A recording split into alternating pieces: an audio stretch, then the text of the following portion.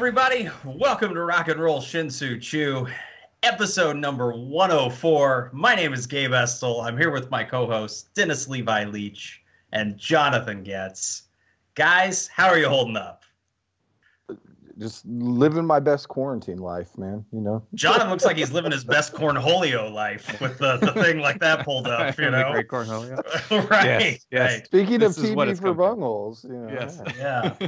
Welcome. Shit, man. I was about to say, man, this podcast has been working remotely since 2014. All right. Cakewalk, man. God, it took so long for everybody to catch up. Yeah, we were the forefathers of social distancing. That's right. Step off our Skype bandwidth. It's been a while. We took the month of February off, and then when we come back, what do you know? The world's fucking ending. So obviously we're not going to take another hiatus again that long, okay? Because there are dire consequences when we do that, as you can see. We will finish this list. That's right. Yeah, So, I mean, I put in a phone call to the guy upstairs and was like, we need a little more time for our top 100. If you could give us like a pandemic to delay the MLB season, you know. And by that guy upstairs, he's talking to Lemmy. Okay. Yeah, I don't know. Yeah, who else would it be? Yeah, right. Totally. That's the only one clocking in my book. But anyway, so to our audience, I hope you and yours are navigating this new reality, as they call it, successfully. Stay healthy, stay as happy as you can. I know it's tough out there right now, so I hope everybody is able to at least settle in for a little while and spend some time with us, hang out. If you are a new listener and you've never heard the podcast, let's say this is your first one, guess what? This is episode 104. There are 103 others out there that you can listen to, you can stream them, you can download them at rockchew.com. You can find all of them there. You can find all of them on all your favorite podcast apps, the Stitcher, the Spreaker. I prefer Downcast. The Levi Cast, whatever you want to listen. Yeah. We're pretty much out. We're out there on all of them, or you can check us out on YouTube, Apple Podcasts as well. So a lot of different ways you can consume your chew.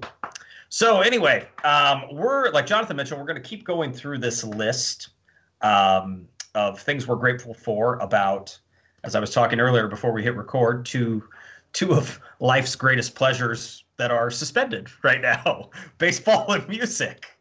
So we're going to go ahead and talk about those, let everybody kind of wax nostalgically here for a little while. I'll go ahead and start. All right. And so we're in the mid-50s. We're in the mid-50s. We're around 55. It's unofficial, but around 55. This one's number 18 on my list, guys. Okay. And I think I've caught up to date. I'm caught up here. All right. This one is, this was happening musically, but also culturally in the 80s, mid to late 80s. I'm talking about the satanic craze in metal. First of all, I'm all for it. Okay. Right. I think we all know, regardless of your beliefs, Satan has a far better record collection than Jesus. All right. I think we could all agree on that. In the 80s, it was, let's just say Satan was a source of inspiration for many artists in the 80s. Some of it like tongue in cheek, others of it, I guess, I don't know, sort of a little more serious, but all it's something that I think ultimately is good for heavy metal. Like, it's to the point where, like, not as much as it did back then, but like, it's heavy metal will always have that connotation to it around it because of what happened during this time period, and even a little bit before as well. You know, with people first heard Black Sabbath, they were wigging out, things like that. The Devil's Triad. Yeah, right. But, and just kind of like all the hoopla and the Geraldo specials and the myths, surrounding it. Yeah. Playing shit backwards. the fact that a band like Kiss, like there were not many, but a handful of crazy people who thought that legitimately Kiss stood for Knights in Satan's Service, right? That AC/DC stood for Against Christ, Devil's Children. That WASP stood for Worship All Satanic People. So the people that were protesting heavy metal really were obsessed with acronyms. All right, Yeah, right. And finding what it reveals. They really got off. Yeah. They got off on acronyms, right? Yeah. So I look back at it, and it even it infiltrated Petersburg too, dude. Like not like I don't think there were like people like burning like Testament and Halloween records outside of a church or anything like that. But there was kind of like the Satan like craze associated with heavy metal made its way through Menard County in like the mid to late 80s. I remember there was like a vandalism episode out at the high school. Like it was a basketball game, so there were a ton of cars out there, right? And I remember reading about this in The Observer. There was like somebody like like a bunch of kids like spray painted like Satan all over the they hit a few cars. And then there was like I don't know, like there was like a couple other garages. It was mainly just acts of vandalism and like people writing like on the folders in their Trapper Keepers and shit in 1987, pentagrams and stuff. Yeah, on pentagrams. But it's still fascinating. I was thinking the other day, I like the first season of Stranger Things a lot, but I think it's dropped off in quality tremendously. I think that needs to be the storyline for the next season is like the Satan metal craze, because that show just mines the 80s almost to the point where it's a little eye rolling at times, but at the same time, I think that would be an awesome storyline. Like to my knowledge, like there hasn't been like fictionalized, there hasn't been like scripted drama or comedy that's like tackled that, and it was like a big deal. I mean, like there was like a fucking Geraldo special. There was, there was Tipper Gore. There was Supreme Court. There was the Judas Priest case with Judas Priest was involved in the Tipper Gore thing, but like some kid did something awful, and like his parents sued Judas Priest or something like that. I mean, it was just such a pandemonium, and nobody's really tackled it. You know what I mean? And oh yeah, like there hasn't been, to my knowledge, there's not like a well-known book about it. I mean, there might be a few, but like something that's like really kind of taken off. I don't think so. Anyway, I cut you off, Levi. I'm sorry. Go ahead. I remember, there was like a certain time where there was like such a mystique about that of like, if you saw kids at the school in like Halloween or like those shirts, it was just like those kids have made a decision for life. They're too far gone. It said they were out of it about 3 months later. Yeah, right? It's like, I can't save them now. Like it was just and in tying into that, I didn't experience it with music as much because by the time we were older, it was that way with rap. You know what I mean? They had turned their attention to rap.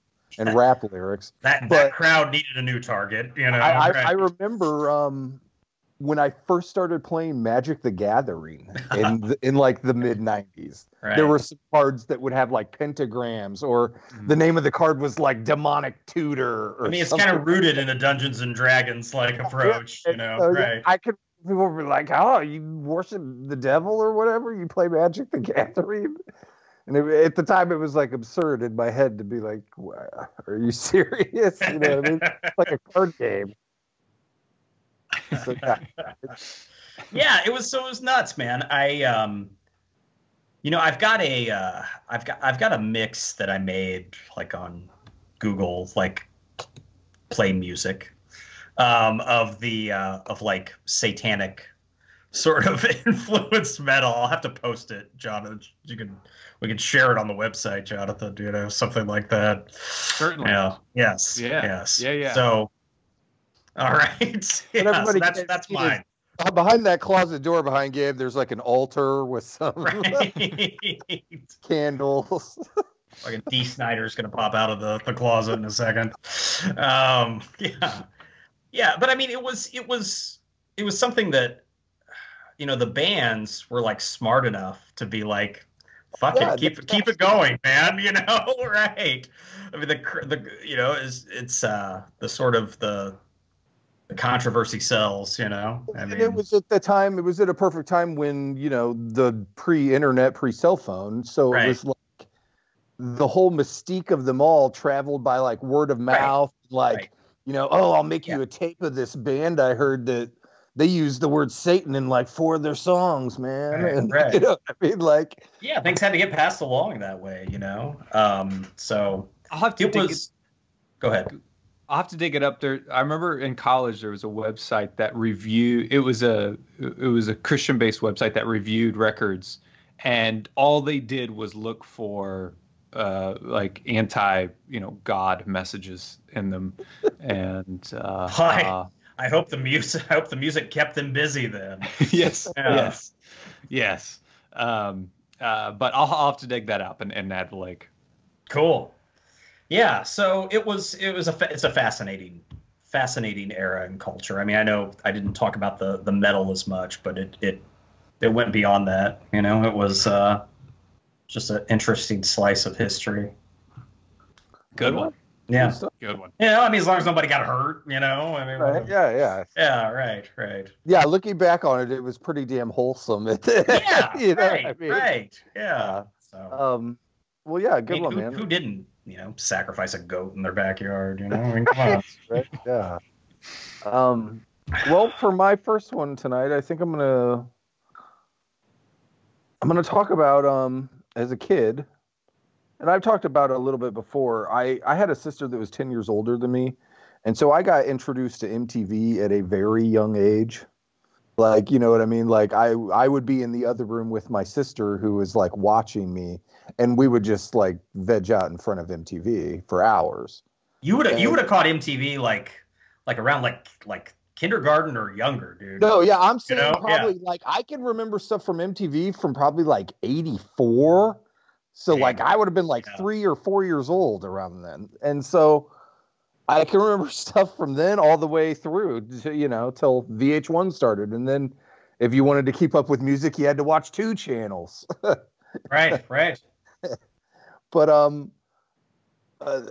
MTV in that day and age was my first introduction to the Rolling Stones. Mm. And that was through the Waiting on a Friend video, which I think originally was released as just like a promo video, because I think it came out in like 80 or 81, like pre-MTV. Yeah, it's on Tattoo You, isn't it?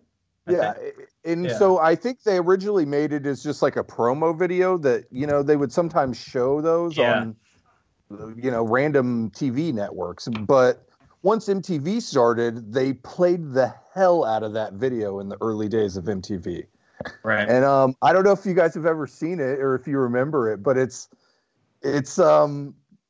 basically like Mick Jagger hanging out with like a couple of reggae guys on like a porch singing, and then they go to a bar and he meets Keith Richards, and then the band's there and they like get up and play and but like it was just the whole vibe of the video.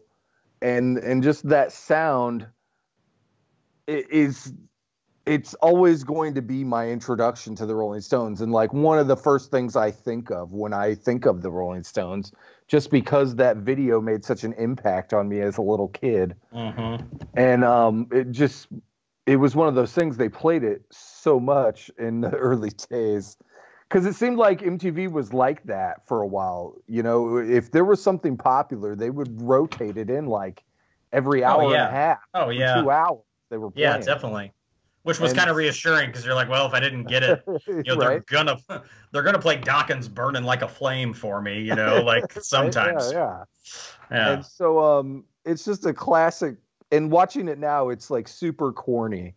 Sure. But it's totally worth a watch, and it's just kind of a time capsule of the Stones of that era. Nice. I have to admit, I'm not that familiar with it. I'm not familiar with it. I mean, I'm familiar with the tune, obviously, but not the video. Yeah. It's interesting that so many 80s videos are really bad. Oh, yeah. It's so bad and cheesy that it's good. Yeah. Right. And it's funny that in today's day and age of nostalgia and irony that we're not seeing those remade in any fashion. Right. And nobody's like trying to execute those, ironically. Well, and so what I think a little bit of that is no one wants to take the music as serious anymore, almost. Like, what do you mean? well, I think like you have to be pretty serious about your music when you're going to make like a video and create a backstory about it. And there was money. The record companies had money. Yeah, and it was a way to promote the single. I mean, and so like nowadays it seems like no one cares about the whole. It seems like that artistic visual aspect of music has gotten lost a lot along the way. I don't know. I'm always surprised by the amount of videos created by some of the indie artists that I listen to that you would, and I say indie because that means that they don't have much of a budget. And yet they still like will crank out 3 or 4 videos for an album, right. and you know they have like 40,000 views. It's not like Beyonce or anything. Yeah. And bands today are lucky that we live in an age when video production is so easy. Sure. Oh, you know, I mean, you can do it on your iPhone. Yeah, and you can edit them and make them look awesome. Yeah. Back in the day, you know, the only options you had for editing was like Video Toaster. You're like, do we want like a side swipe or do we want like a, you know, like. Yeah, so I guess if anybody knows, if any of our audience knows of any great 80s mimicry videos, to shoot them our way. Yeah, absolutely. Yeah, I have to admit, you know, I mean, I think Levi's right in the sense that the video, I mean, obviously, it's not the medium it once was, just like radio isn't the medium it once was, you know? I mean, like we've got our own MTV, like with YouTube, with like every video we've ever wanted. It's I don't know. They're not as special as they used to be. No, you know? No. Yeah, and it's too bad, man. Because I mean, you know, people were putting money behind videos then. You know. Oh yeah, it's amazing some of the bands that got videos and got like lots of money to make videos. Yeah. You wouldn't even think about. I mean, especially. Right. In the 80s, once the hair metal thing went off, they were giving money to anybody that looked like a hair metal band. Yeah, they're like, Bullet Boys, here's $1.5 million to make a video. Well, and then it all went full circle then when alternative hit, and they were giving any alternative band money to make videos. Sure. Yeah. I Betsy and I were spinning through the GNR YouTube channel the other night. Nice. And they were quick. It was weird to see Sweet Child of Mine uploaded 10 years ago. So GNR was on top of the YouTube videos because they've been up there for 10 years. And I think it was probably Welcome to the Jungle was up to 1 billion spins, which is there aren't a lot of videos on YouTube that have 1 billion spins, but GNR has one of them. Wow. Knees. All right. Well, cool. Yeah. Good deal. Good one. All right. So I'm going to segue over to baseball without a segue. And specifically, one of my favorite things that exists in this world that we live in, well, it only partially exists right now, is MLB Tonight on the MLB Network. And MLB Tonight is a live evening show. And there's different incarnations of it. During the season, it's a live evening show hosted by Greg Amsinger, who I think is very good, and a rotating cast of co-hosts where they jump around to live action throughout the league and usually focusing on high leverage situations. Sometimes they switch to the game's broadcast feed or they provide their own commentary during live gameplay. And in between game segments, they'll discuss players and teams throughout the league, all while the league leaderboards are shown in the background for you to kind of like take a peek at.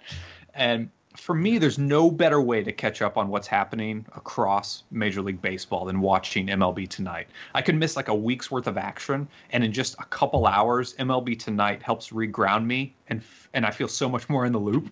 And admittedly, I care less for the chit-chat than I do the pure consumption of action and information, even if it's like the information that's scrolling behind them. And because Amsinger's a master, and he's kind of the MC, but Harold Reynolds and Dan Plesac and Billy Rifkin, while I appreciate their MLB experience, their commentary can come off as stubborn and outdated a lot of the times. Yeah. But you just take it all at the same time. And you ignore some things, and then other times, you do gain a lot of information. And so MLB Tonight, when it's in the middle of the season and you got like 45 minutes to just chill out, it's 45 minutes well invested. Mm-hmm.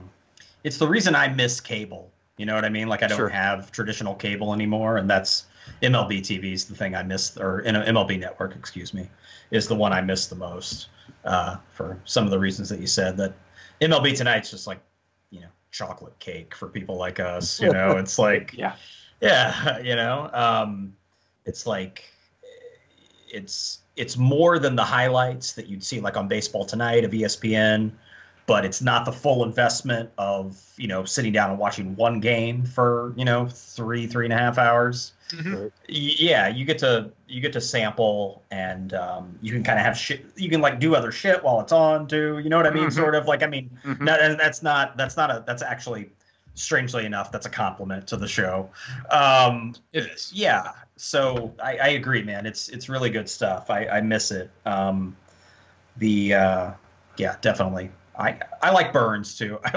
He's a fucking goofy bastard. I like him. Oh, Eric Burns. I agree. Yeah. He's probably less old school than those cats that you mentioned. Well, and those three you mentioned, if you think about it, are kind of all the same era generation they are. Players. Yeah, right. So you would think they would like kind of stagger their analysts by like, by generation a little more. They're getting better. You would have more of an insight. Yeah. Tomei, I think, is on there too now. Oh, is he? Okay. I think so. Yeah. So they are getting better with it. They need to get Brandon McCarthy on there. Is who they need to get on. Oh yeah, he'd be brilliant. Yeah. If you're on Twitter, the format might not work as well for him. I mean, it might be a little too stilted. But yeah, that'd be cool. It's good stuff, man. I miss it. I wish I miss Quick Pitch too. Yes. Like I wish they would put Quick Pitch on like the next day on YouTube or something. They don't. Sure. But or at least a portion of it. I don't know. But anyway. My one of my all-time favorite television moments, and we can move on, is watching MLB Tonight, and Harold Reynolds, former second baseman for the Seattle Mariners, is ranting about how it's ridiculous that a guy could be considered for the Gold Glove Award when he leads the league in errors at his position. Yeah. And because I forget who the player was, but they were talking about him winning the Gold Glove, and the current player. And HR is going off about it. And then they come back a segment later, and Amsinger's like, well, HR, we did some research, and twice you won the Gold Glove at second base while leading the league in errors. And HR just sits there and doesn't say a word. Brilliant. Yeah. That is great.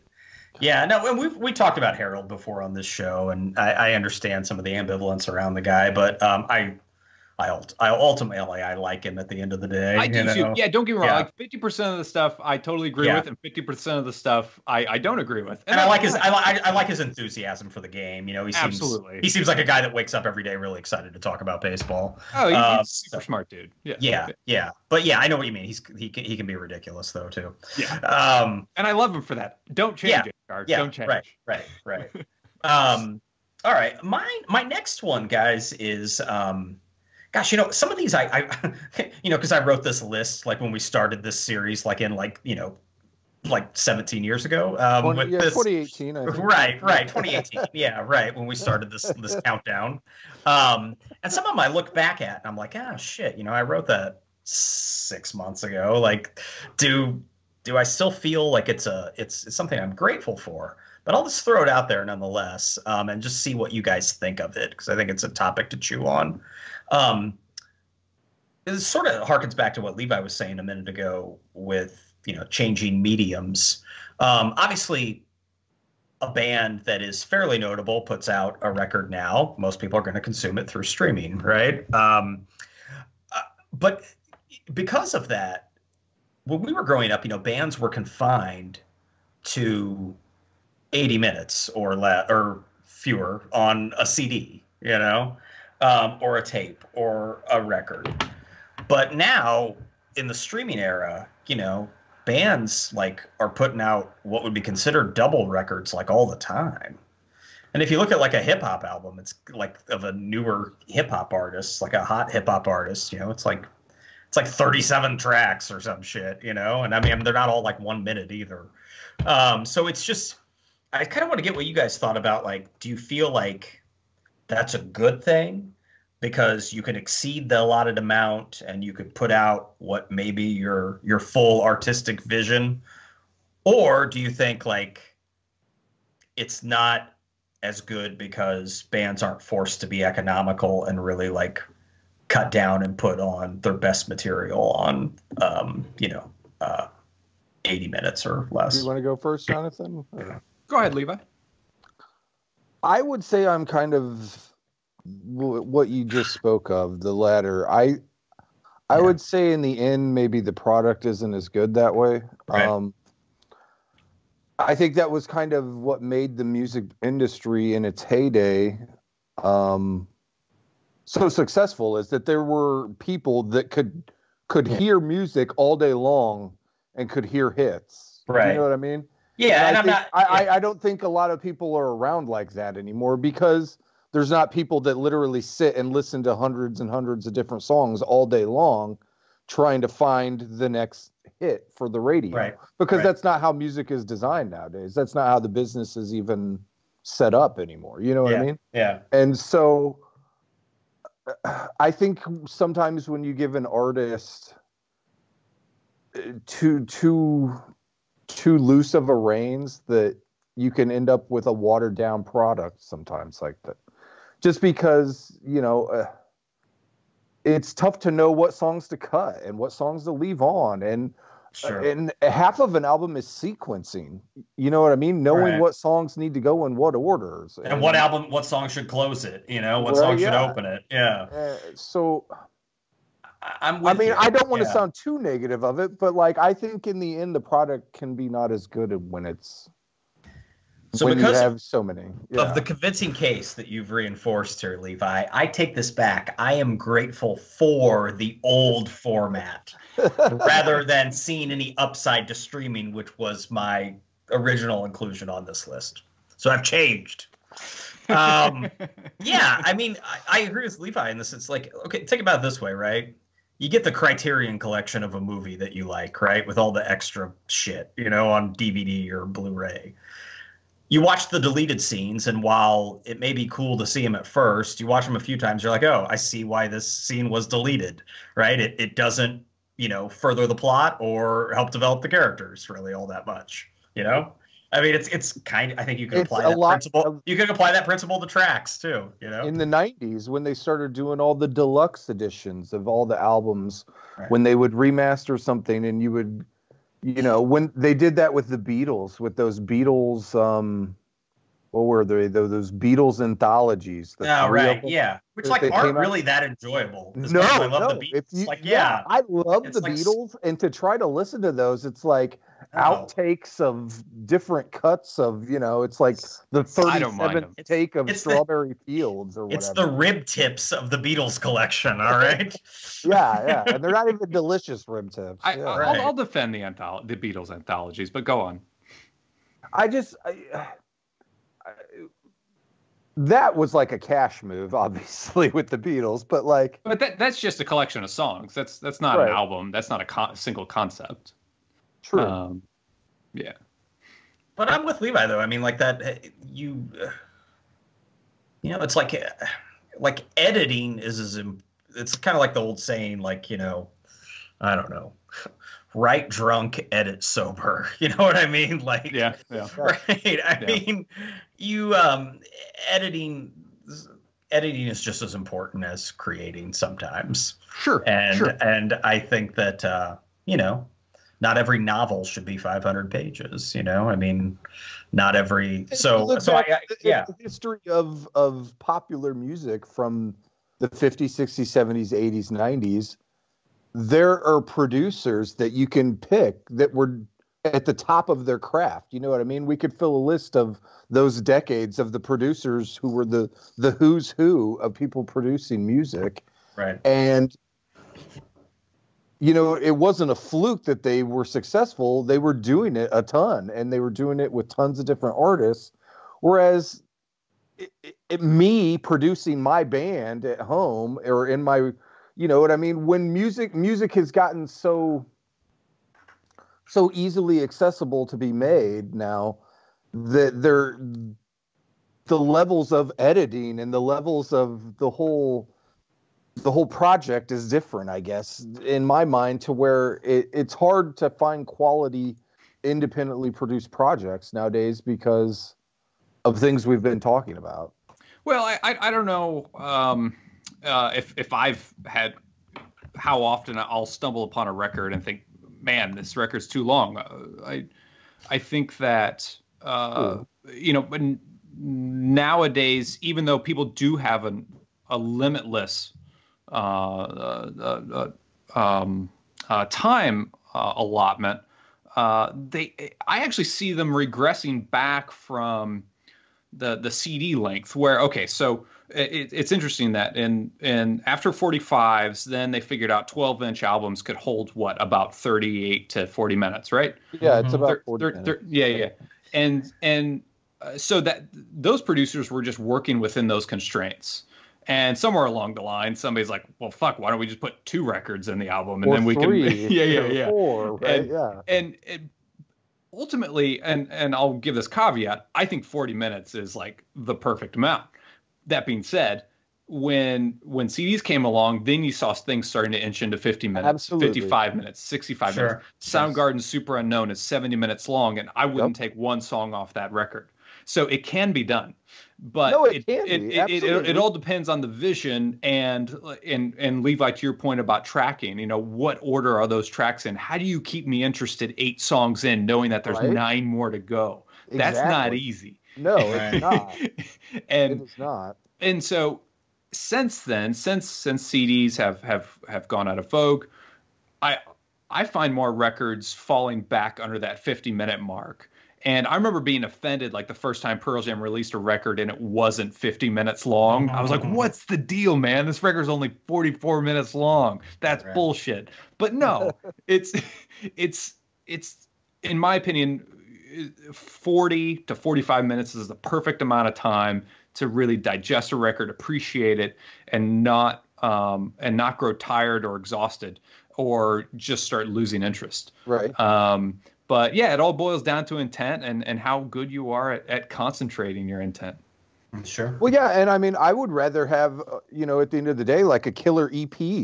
Give me like four rippers than 8 or 10 songs that I'm, you know, that 4 or 5 of them I have to skip over. You know what I mean? Or songs. Levi wants the all bangers, no snoozers. Yeah. All right. The cream rises to the top. Right. So I rarely find myself listening to an album that I feel like I have to skip songs. If I feel like I have to skip songs, I'm probably not going to listen to the record at all. How often do you guys skip songs on an album? If listening to vinyl, it just depends. If I'm kind of like DJing and just listening to tracks, you know what I mean? Oh, yeah, no, but yeah. But like most of the time on a record, I'll listen to the whole side. Sure. And then go ahead. Yeah, I'm sorry. With my digital intake, it's all mixes now. You know what I mean? I'm cherry picking single songs and making mixes. So I can't say I listen to lots of full albums digitally. I don't get to as much as I used to, and I think that's part of it's just the medium I'm streaming them. And secondly, I just don't like. I feel like I don't have the time to give it the attention it deserves. Always. Sure. Well, like in college, I did, you know, because like I went to class and came home and partied. You know, I mean, like yeah, I could be like, yeah, I could listen to a Pearl Jam or a Black Crowes record, like, you know, sometimes start to finish 3 times in one day. You know, I mean, I just don't have the time anymore to do that. When I do, it's nice. I mean, it's usually like a jazz record, just because I'm getting older and lamer, I guess. But like, yeah, I think it goes to a point where you get older and you need music for a different reason. You know what I mean? Like you want something like a lot of times that you can have on in the background if you're doing some work or you're doing something that's easier on the palate to digest, and you're not having to be like super critical of it or like listen intently to every lyric or the motion in the vocals or like. Sure. Yeah. No. I mean, you can supplement it with something else if you need to. You know. So yeah. I don't get to, so it's how much I skip tracks. I guess I don't know if I want to quantify it. I would just say regularly at this point, you know. I mean, don't get me wrong. Like some of my favorite records, the opportunities for me to sit there and absorb them like I used to, like is just not as plentiful as it once was. I mean, there are a handful of records every year that I listen to that are newer records that are, you know, I can devote that time to them, but not like as much as I used to with like, you know, like sort of classic bands that I like. Sure. Yeah. And I'm not suggesting that I sit back with my pipe and I listen to full records all day long. Right.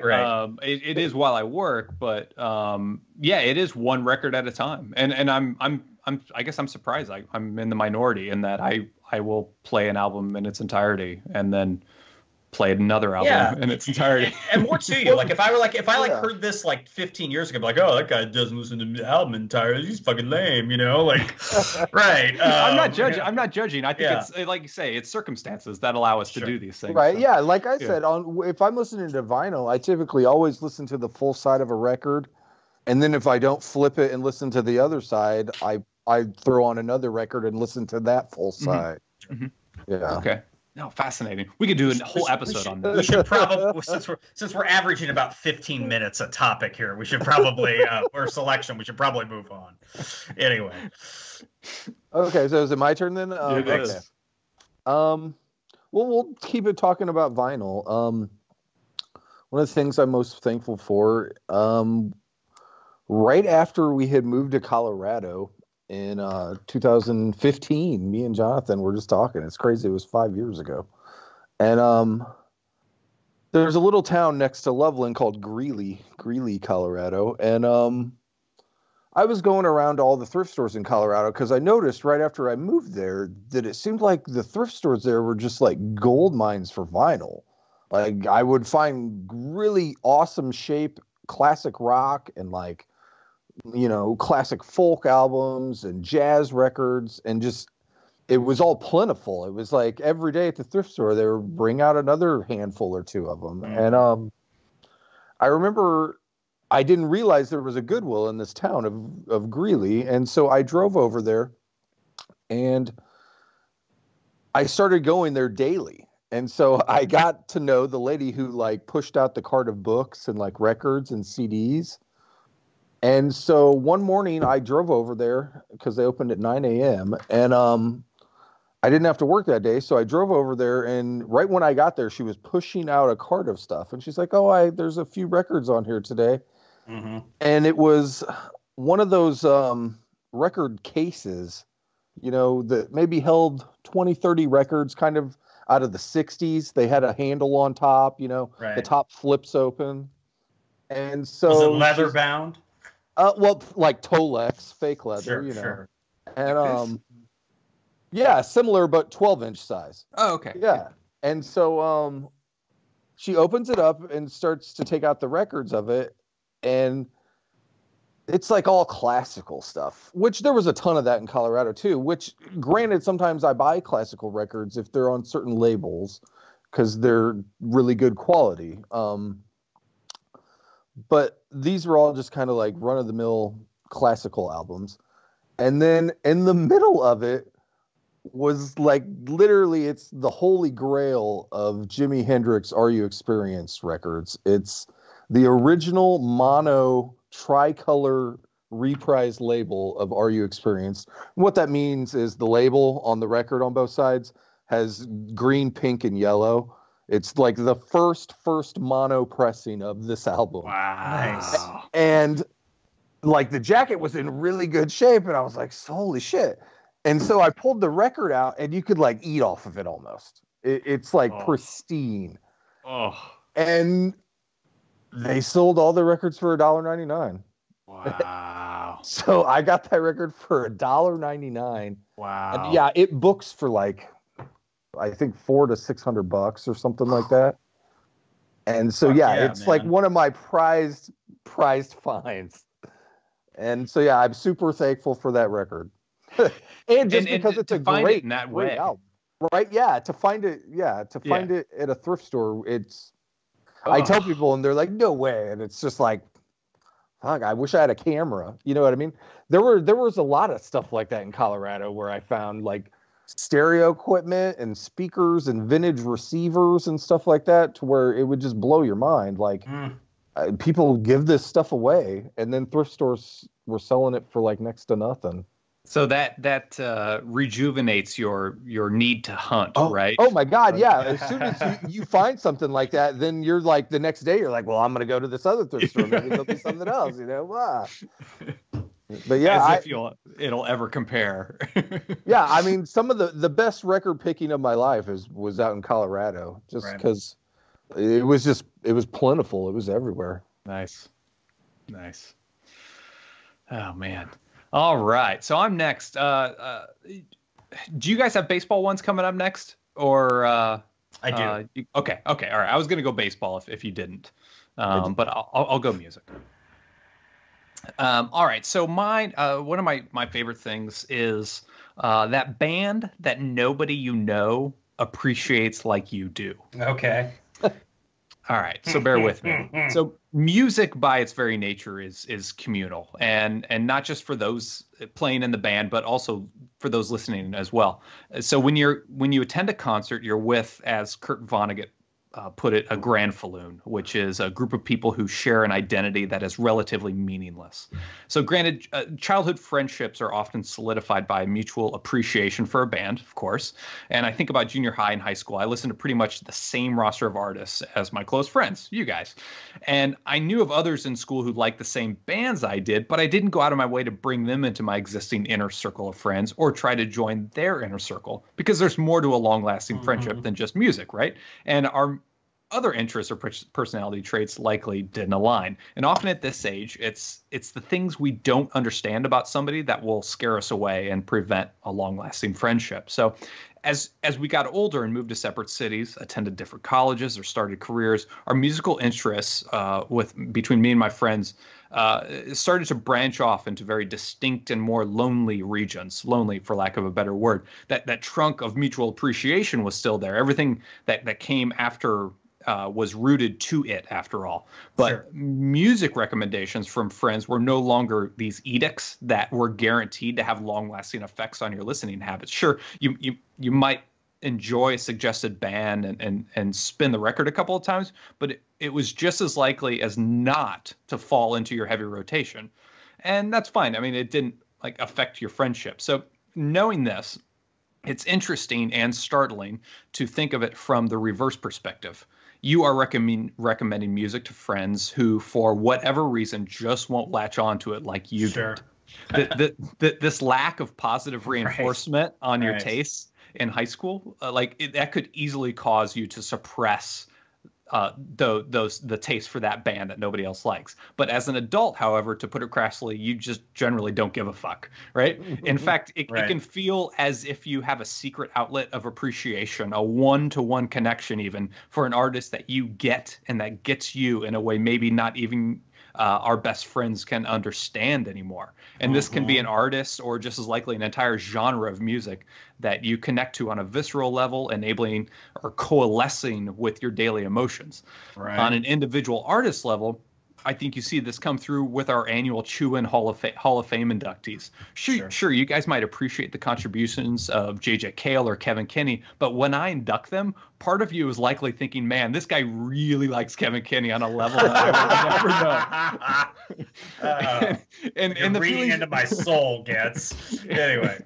And the feelings reciprocate, and that's okay, because you telling me about these types of favorite artists tells me more about you and the ways you've grown than daily texting ever could, right? And I love knowing that you have these artists that inspire you on such levels, because it indicates there are parts of your personality that I'm still trying to get to know, but I will never completely understand. And that's not off-putting at all like it is in high school. Sure. Rather, it creates a deeper respect for a friend who had grown into their own.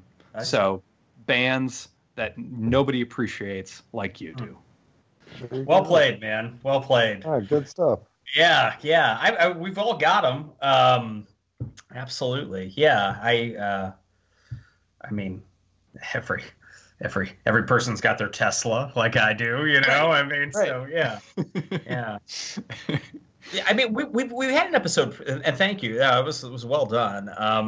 We had an episode early on in the podcast, early season, when we talked about bands that like a lot of your friends kind of dog, and you don't really, you never really got it, or like your friends just aren't into, or like they're bands that like a lot of people are turned off by.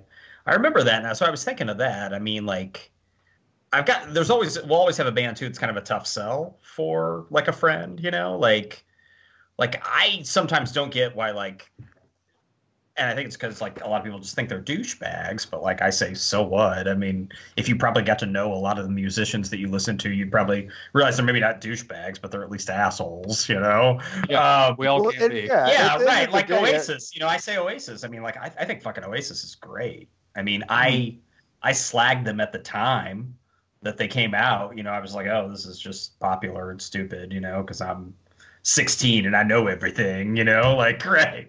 But yeah, like, but then like I tell that to some people and they're like, oh, like Oasis. And I'm like, well, blah, blah, blah, blah. And I'll like pretty much like give a dissertation on Oasis. And they're still like, nah, I don't know. You're like, mathematically, this adds up. Like, right. Where do you see this? They're influenced by bands you like, right? Like, I just like Jim Blossoms better. Yeah, right. Yeah, I mean, just So it was well put, man. I mean, we've all got bands that like will defend to the death, or bands that reveal, like you said, corners of people's personalities that you don't quite know. Yeah. Well done. Thanks. Good stuff. Cool. Oh, it's me. Okay. Yeah. This will be quick. I think. But anyway, a lot of the baseball card brands that we grew up with have obviously they've fizzled out, or just with the decline in popularity of baseball cards. It's kind of nice to see like Topps sort of rebranding itself a little bit. They have merchandise and things like that now. I'd like to see them like get into the realm of like board games and video games more, But I like the fact that like, I don't know how popular it is, but I see it in my Instagram feed all the time. Like that Topps is kind of rebranding itself, and I hope it leads to more appreciation for the baseball era we all kind of grew up on, the 80s and early 90s. So I just saying I'm appreciative that Topps is still around, is at least trying to reinvent itself, Sure. Yeah. So it's strange that, it felt like when we were younger, it was marketed a lot more to kids. Sure. Whereas today it's marketed more to older adults and people that have more flexible money, when a hobby box that has a guaranteed hit costs like $80 or whatever. Sure. You know what I mean? Right. And so I think if like one of the things, and we kind of talked about, what they need to do with video games, with baseball video games to bring them back up to heightened popularity. One of the things I think Topps could do is they need to kind of market more to kids again. Yeah. Somehow.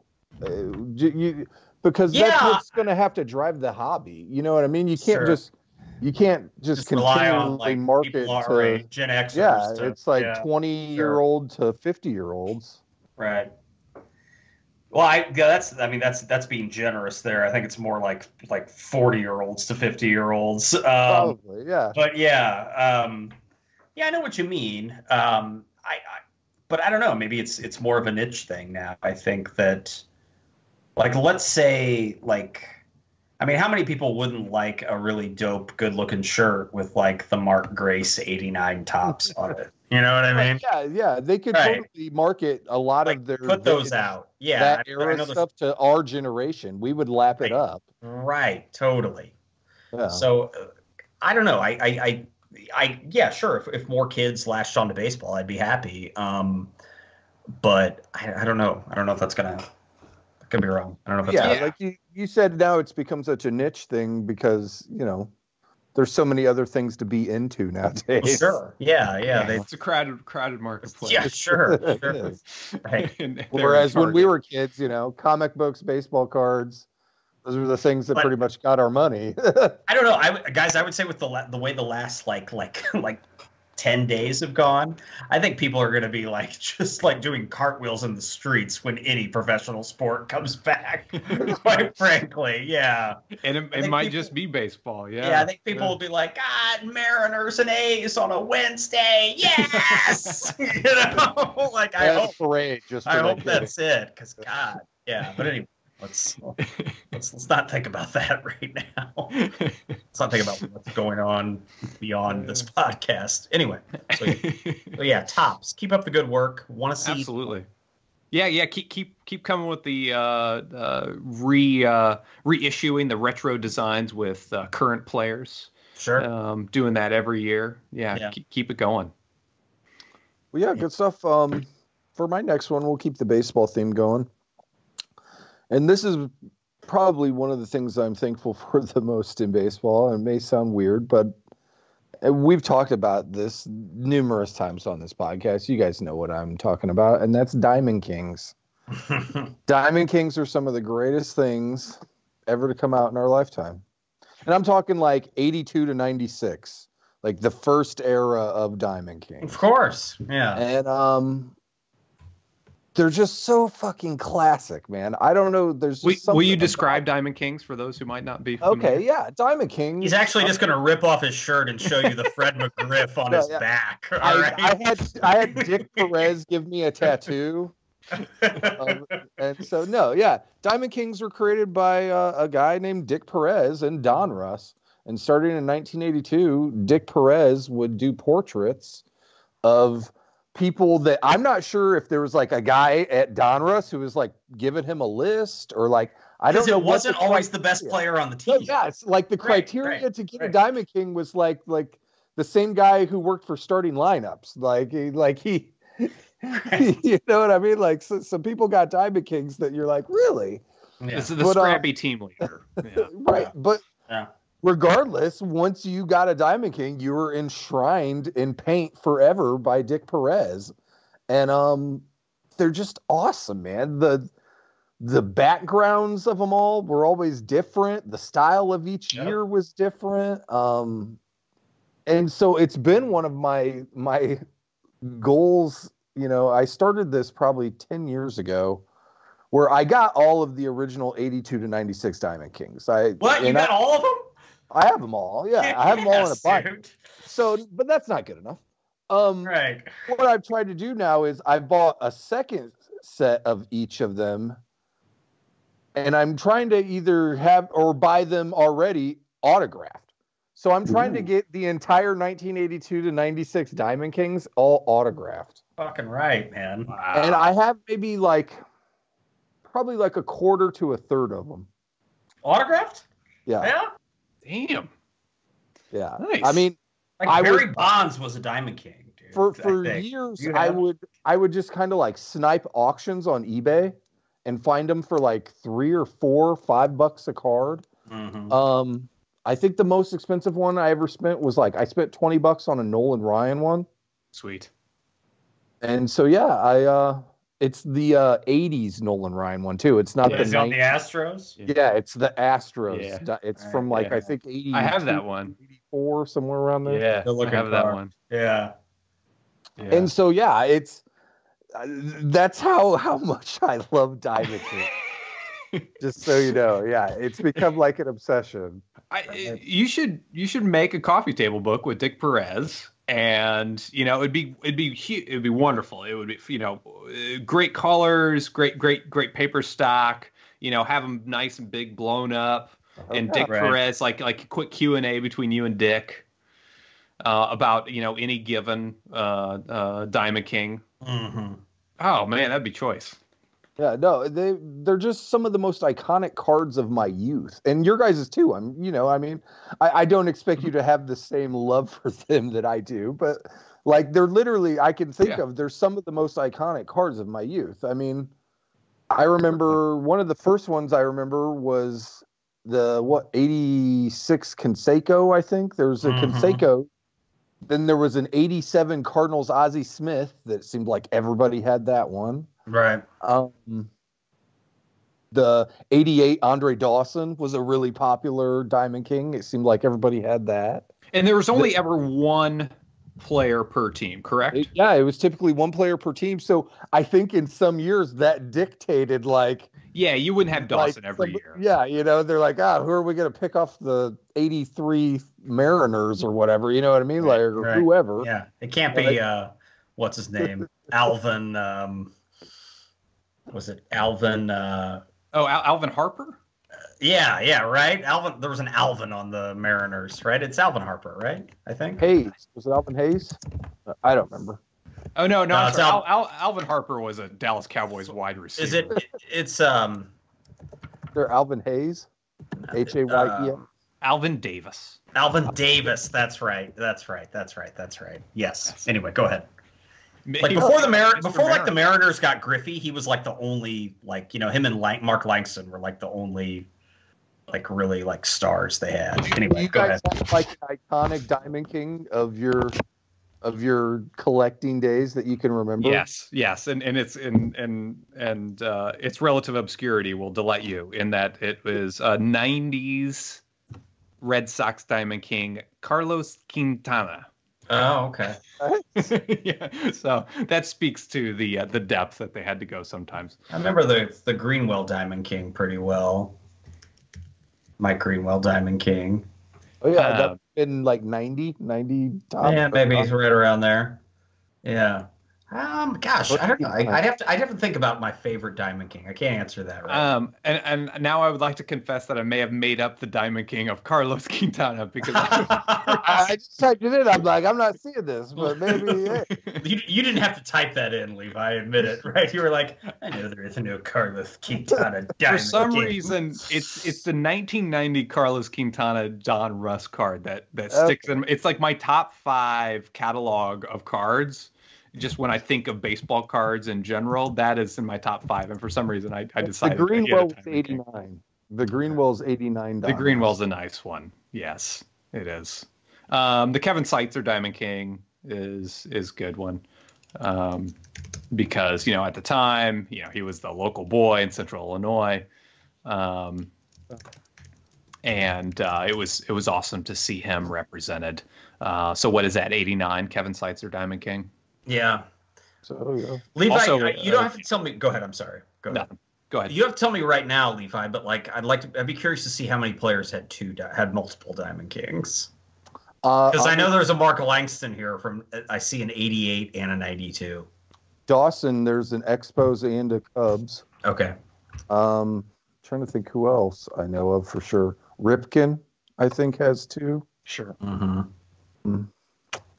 Obviously, later, I think Ken Griffey Jr. had one in 90 and then like 90, 92, 94, somewhere around there. Okay. Cool. Yeah, that's just off the top of my head really quick. Right.